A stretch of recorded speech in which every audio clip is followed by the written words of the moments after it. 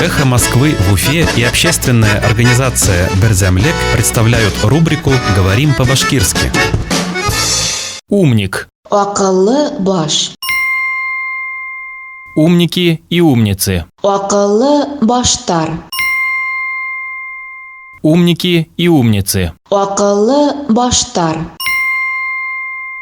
Школьница из Башкирии привезла медаль с телеолимпиады «Умники и умницы». Башкортстан укучысы Акыллы баштар телевизион ярыштан медаль алып кайтты.